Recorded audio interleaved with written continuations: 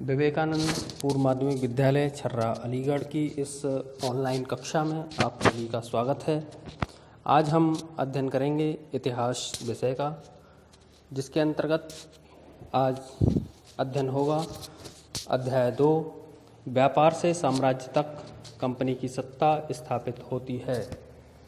यानी कि इस अध्याय का अर्थ है कि ईस्ट इंडिया कंपनी किस तरह से व्यापारी के रूप में भारत में आती है और उसके बाद कैसे धीरे धीरे अपना सत्ता और साम्राज्य स्थापित करती है भारत में। इन सभी चीज़ों का अध्ययन हम इसमें करने वाले हैं। उससे पहले हम थोड़ा पिछले इतिहास को याद करने की कोशिश करेंगे, और मैं तो कहूँगा कि पिछले इतिहास को नहीं, पिछली कक्षा के इतिहास को याद करेंगे जिसका हम अध्ययन करके आए हैं। तो पिछली कक्षा में हमने अध्ययन किया था कि किस तरह से मोहम्मद गौरी भारत पर आक्रमण करता है और उसके बाद में अपने गुलाम कुतुबुद्दीन ऐबक को यहाँ का शासक घोषित कर देता है और वापस घौर लौट जाता है। मोहम्मद गौरी कहाँ से आया था? घौर से। घौर एक स्थान है जो पश्चिम में है, वहाँ से मोहम्मद गौरी आया था और उसने भारत पर आक्रमण किया था।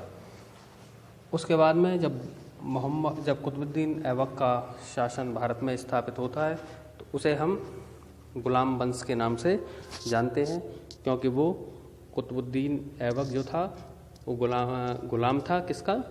मोहम्मद गौरी का। तो उसको गुलाम वंश या दास वंश के रूप में हम जानते हैं। उसके बाद में तमाम वंश आए, सल्तनतें आईं जिन्होंने दिल्ली पर शासन किया, जैसे गुलाम वंश के बाद खिलजी वंश, तुगलक वंश, सैयद वंश, लोदी वंश और फिर सबसे अंत में मुग़ल वंश। तो मुग़ल वंश पे हम थोड़ी सी चर्चा डिटेल में कर लेते हैं जल्दी से। मुग़ल वंश की स्थापना कब हुई थी? 1526 में। 1526 में बाबर ने भारत पर आक्रमण किया और अपना शासन यानी कि मुग़ल वंश की स्थापना कर दी। उसके बाद में उसका पुत्र हुमायूं और हुमायूं के बाद में उसका पुत्र अकबर। लेकिन इन दोनों के बीच में एक शासक और आया था जिसका नाम था शेरशाह सूरी, जो कि मुग़ल वंश से थोड़ा अलग हटके था। शेरशाह सूरी जिसके नाम पर जिसने ग्रैंड ट्रंक रोड बनवाया था, जीटी रोड बनवाया था, उसका शासन लगभग उसका और उसके पुत्रों का शासन लगभग 15 वर्ष तक भारत में रहा। तो हुमायूं के बाद में शेरशाह सूरी और फिर अकबर, फिर जहांगीर, शाहजहां और फिर आलमगीर। आलमगीर को हम औरंगजेब के नाम से जानते हैं।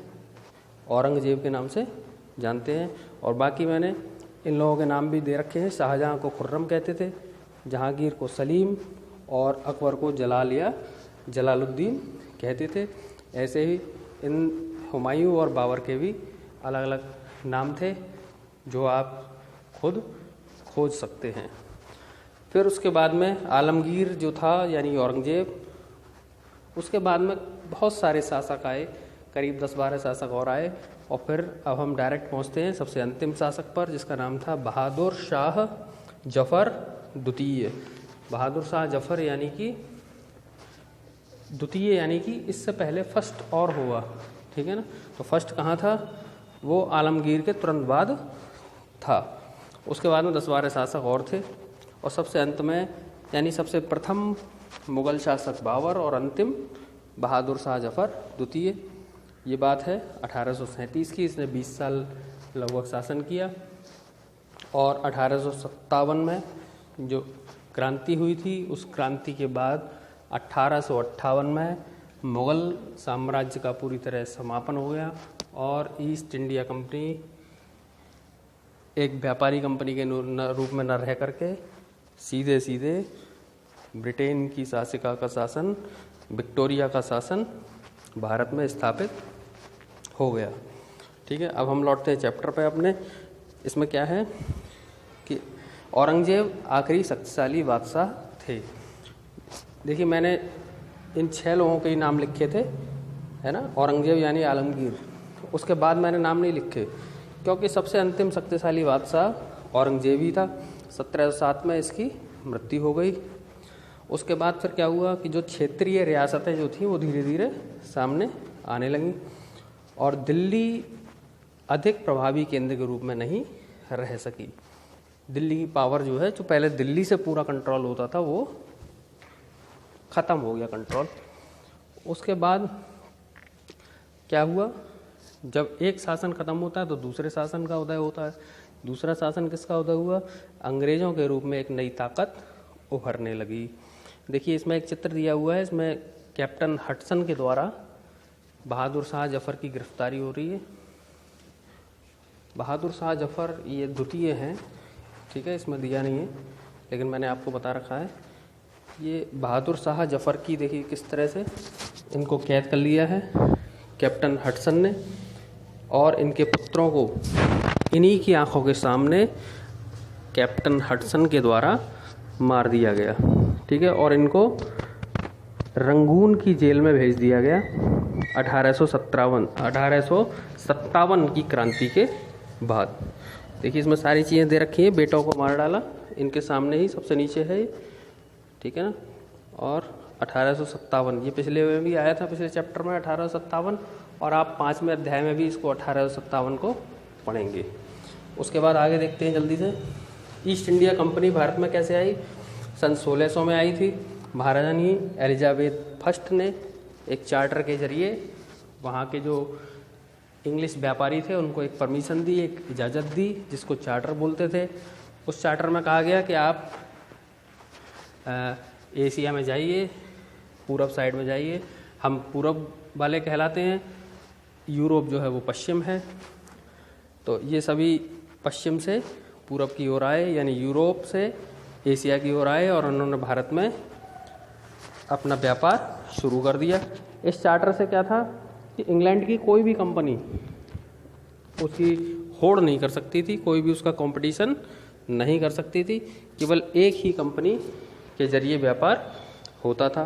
तो ये समुद्र के रास्ते अपना व्यापार करते थे। देखिए ये रास्ता ये दे रखा है इसमें, ये यहाँ पे ये ब्रिटिश आइलैंड है ऊपर, यहाँ से ये लोग, ये रास्ता दिखाई दे रहा है आपको, ये अफ्रीका है नीचे, ये अफ्रीका, यहाँ से होते हुए कहाँ आ गए? भारत में। भारत में भी कहाँ आए थे? ये सारी जगह दे रखी हैं नीचे, मद्रास में, मुंबई में, सूरत में, है ना, इन सभी जगह। और नीचे एक, सबसे नीचे एक कालीकट जगह और है, ठीक है ना, कोचीन, इन स्थानों पर ये लोग आए थे। जब अंग्रेज लोग जब भारत में आए तो उन्होंने देखा कि यहाँ पे और भी लोग, और भी यूरोपीय पहले से मौजूद थे, जिनमें कौन थे? पुर्तगाली थे, पुर्तगाल के लोग, उसके बाद डच थे, डच लोग, और फिर उसके बाद में अंग्रेज आए, और फिर उसके बाद में फ्रांसीसी लोग भारत में आए। इनका क्रम इस प्रकार है, पहले पुर्तगाली, फिर डच, फिर अंग्रेज, उसके बाद फ्रांसीसी, ठीक है ना, इस तरह से। अब इसमें जैसा मैंने कहा था कि महारानी ने एक चार्टर दिया था कि चार्टर में केवल इंग्लैंड की ही कंपनी व्यापार कर सकती थी और कोई नहीं कर सकती थी, ठीक है ना। तो इसका मतलब ये नहीं है कि पूरे यूरोप का चार्टर था, वो केवल इंग्लैंड का चार्टर था। तो इंग्लैंड की कोई कंपनी नहीं कर सकती थी, लेकिन पूरे यूरोप की कोई भी, किसी भी देश की, यूरोप में बहुत सारे देश हैं, उनमें से किसी भी देश की कोई भी कंपनी व्यापार कर सकती थी। फिर धीरे धीरे क्या हुआ कि ये यूरोपीय ताकतें धीरे धीरे आने लगीं और आपस में लड़ने लगीं, क्योंकि भारत में बहुत अच्छी अच्छी चीज़ें ऐसी थी, बहुत फेमस चीज़ें थी, बहुत ही अच्छी क्वालिटी की चीज़ें थी, जिनके ऊपर अक्सर लड़ाइयाँ होती थी और जिनसे इनकी कमाई होती थी, और यूरोप पूरा मालामाल होता चला गया। इसमें सबसे प्रमुख क्या है? भारत के सूती कपड़े बहुत यहाँ पे प्रसिद्ध थे। भारत का जो कपास था, कपास की खेती थी, वो बहुत प्रमुख थी। तो कपास है, रेशम है, काली मिर्च, लौंग इलायची, दालचीनी, ठीक है ना, इन सब चीज़ों की बहुत मांग रहती थी। इसके बाद यूरोपीय कंपनियां मालामाल होती चली गईं। 17वीं और 18वीं शताब्दी में क्या हुआ कि ये आपस में कंपनियां लड़ाई लड़ने लगीं, एक दूसरे के जहाज़ों को रोकने लगीं, समुद्र में डुबाने लगीं, उनको नष्ट करने लगी, उनको लूटने लगी। ये सारे काम होते रहे। उसके बाद मुनाफा कमाने के लिए, सारा झगड़ा किसके लिए था? मुनाफा कमाने के लिए था। फिर आगे देखते, ईस्ट इंडिया कंपनी बंगाल में व्यापार शुरू करती है। यानी ये पॉइंट आ गया आपके लिए कि ईस्ट इंडिया कंपनी ने पहली अपनी जो फैक्ट्री स्थापित की थी वो हुगली नदी के किनारे 1651 में की थी। हुगली नदी के किनारे एक महत्वपूर्ण शहर है जिसको हम कलकत्ता के नाम से जानते हैं। कलकत्ता को हम पहले एक गांव के रूप में जानते थे जिसका नाम था कालीकाता। पहले कलकत्ता को कालीकाता कहते थे, जो एक छोटा सा गांव था। अंग्रेज़ों ने जब फैक्ट्री बसा दी तो वो गांव से एक शहर बन चुका है, बन गया। ठीक है। उसके बाद ये देखिए, ये फरमान जो है, फरमान का अर्थ इधर दिया हुआ है। फरमान का मतलब होता है शाही आदेश। फरमान कौन देते थे? भारत के जो मुगल शासक थे वो फरमान देते थे, और इंग्लैंड की जो शासिका थी उसको चार्टर बोलते थे, चार्टर। और भारत में इसको फरमान बोला जाता था। ठीक है। ये हुगली का चित्र दे रखा है। हुगली नदी के किनारे एक गांव है जिसको अब कलकत्ता कहने लगे हैं। ये इन्होंने फैक्ट्री अपनी स्थापित कर रखी है अंग्रेज़ों ने। ठीक है। जल्दी से अगला देखते हैं। व्यापार से युद्धों तक, मैंने आपको पहले ही बता दिया कि व्यापार के नाम पर जब कमाई होने लगी, मुनाफा होने लगा, तो आपस में युद्ध होने लगे। कंपनी और बंगाल के नवाबों के बीच टकराव होने लगा। बंगाल के नवाब कैसे कि पहले मुगल शासक थे, फिर बाद में औरंगजेब के बाद में देसी रियासतें, जो लोकल रियासतें थी, वो प्रभाव में आ गई। जगह जगह नवाब हो गए, नवाब बनने लगे। तो इन नवाबों में और अंग्रेज़ों में लड़ाइयाँ होने लगी। बंगाल का नवाब कौन था उस समय? मुर्शिद कुली खां। उसके बाद में अलीवर्दी खां आया, और उसके बाद में सिराजुद्दौला नवाब बंगाल का बना। इनमें आपस में टकराव होने लगे। टकराव किस बात पर? कि व्यापार के अधिकार देने के बदले नवाब जो है कंपनी से नजराने मांगने लगे। नजराने यानी कि गिफ्ट मांगने लगे कि हमें गिफ्ट दो, तब हम तुम्हें व्यापार करने की इजाज़त देंगे। और अंग्रेज़ों को सिक्के ढालने का अधिकार नहीं था। ठीक है ना। और उनको किलेबंदी बढ़ाने का अधिकार भी नहीं था। भाई जब कमाई हो रही थी, मुनाफा हो रहा था, तो अंग्रेज़ अपनी फैक्ट्री बना रहे थे, किले बना रहे थे। जैसे मुग़ल बादशाह या नवाब बनाया करते थे किले, वैसे ही अंग्रेज़ भी बनाना चाहते थे। लेकिन उनको ये सब करने से रोक दिया, इसलिए आपस में टकराव होने लगा। और टकराव होते होते कंपनी के अधिकारी इतने परेशान हो गए कि नवाबों के लिए उल्टे सीधे पत्र भेजने लगे, उल्टी सीधी भाषा का इस्तेमाल करने लगे। और बेतुकी मांगों से परेशान होकर ईस्ट इंडिया कंपनी के अधिकारियों ने फैसला किया, ये विचार किया कि अब हम इन नवाबों को हटा देंगे और हम खुद ही शासन करेंगे।